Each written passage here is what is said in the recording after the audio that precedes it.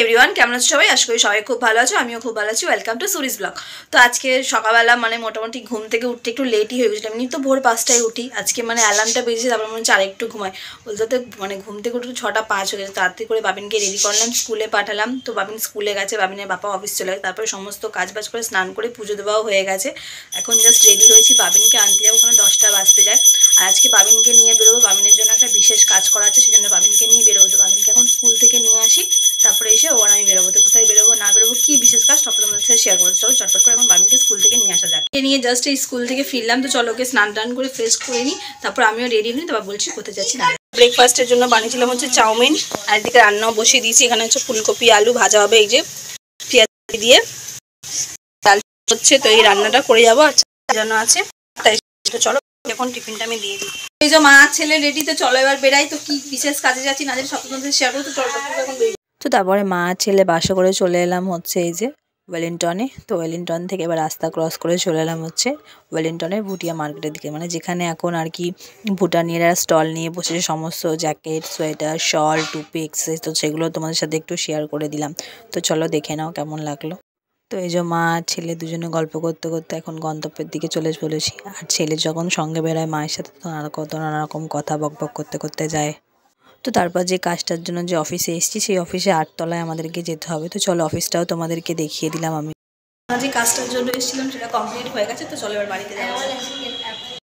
তো কাজটা কমপ্লিট করার পর এবার নিচে নামতে হবে, যেহেতু আমরা 8তলার ওপরে ছিলাম। এবার যাওয়ার সময় লিফটটা বন্ধ ছিল, এবার হেঁটে হেঁটে যেহেতু ওপরে গেছি সিঁড়ি দিয়ে, বাবিনেরও খুব কষ্ট হয়ে গেছে আর আমারও খুব কষ্ট হয়ে গেছে।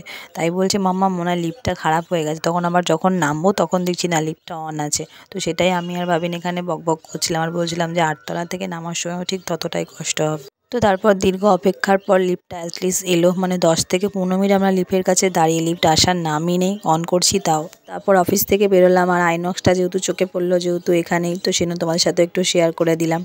তো তারপরে মা ছেলে যে হেঁটে হেঁটে রাস্তার পাশ দিয়ে র্যালি যাচ্ছিলো। তো রাস্তায় প্রচণ্ড ভিড় ছিল। এবার বাইরে বেরিয়েছি, যেহেতু কিছু তো খেতে হবে, আর ওখানটায় কেক পেস্ট্রির কোনো দোকান নেই। এবার বাবিন দেখেছে ফাস্টফুডের সেন্টারটা, তো বললো মাম্মা চলো এখান থেকে কিছু একটা খাবার। এখানে জানো তো বসার জায়গাও ছিল, পাশের এই কারখানাটা মতন ছিল, সেখানে একটা আঙ্কেল বলছে বাবু তুমি এখানে এসে বসো। তাই সে পাশে বসে পারলো। এই জাস্ট বাড়িতে এলাম।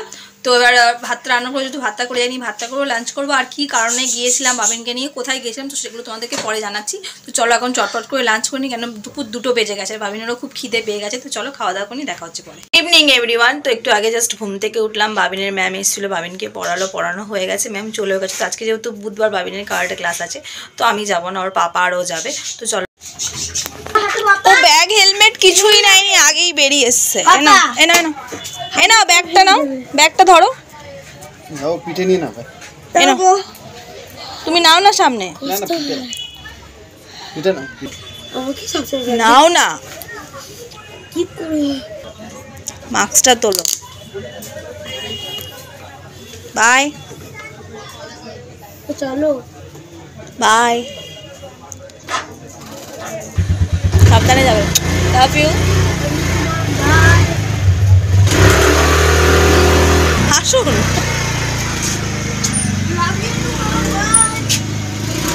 বাবা ছেলে বেরিয়ে গেল। তো এবার সন্ধে দেবো, তো চলো ঠাকুরকে সন্ধেটা দিয়ে নিই। তো এখন আমার একটু রেডি হয়েছি, বেরাচ্ছি হচ্ছে মাকে নিয়ে একটু বাইরে দরকার আছে। তো চলো বেরাই। যাচ্ছি এখন হেঁটে একটা কাজে, আর বাইরে দিচ্ছে প্রচণ্ড হাওয়া। মা আমাকে বকাবকি করছে কানে স্কার্ফ দিইনি কেন। সত্যি আজকে বাইরে প্রচণ্ড পরিমাণ হাওয়া, বেরোলে গাড়িতে উঠে আমার যে অবস্থা হতো। তো তারপর মাকে নিয়ে চলে এলাম হচ্ছে যে জরুরি দরকারে হচ্ছে সাইবার ক্যাফেতে। তো এই সাইবার ক্যাফেটা হচ্ছে আমাদের মোড়ে মাথায়। এর আগের দিনও একটা ভিডিও তোমাদেরকে দেখিয়েছিলাম। তো এই স্টোরটার নাম হচ্ছে গণপতি স্টোর। তো এখানে সমস্ত কিছু আর কি কাজ করে। মাকে নিয়ে বেরিয়েছিলাম একটা কাজের জন্য, তো সেই কাজটা খুব ভালো করে হয়ে গেছে। তো তোমরা ভাবছো কপালে আমার এই টিপটা কেন, অ্যাকচুয়ালি যে দোকানে আর কি যে কাজটার জন্য গেছিলাম, সেই দোকানে আমাদের যে ঠাকুরমশাই দাদু পুজো করে, উনিও ওই দোকানটা এসেছিলো সন্ধ্যা দিতে। তো দেখা হয়ে গেলো বলে মাকে আর আমাকে টিপ পরিয়ে দিল। তো যাই হোক, সকালে আমি তোমাদেরকে বলেছিলাম যে বাবিনকে নিয়ে একটা দরকারি কাজে যাবো। তো সেই দরকারি কাজটাই তো তোমাদেরকে বললাম না যে বাবিনকে নিয়ে আমি গেলাম কোথায়।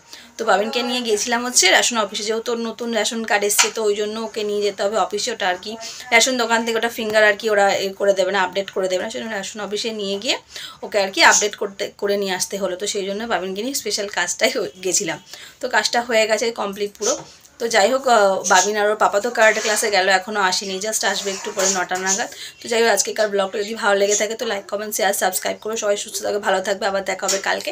তো গুড নাইট, বাই।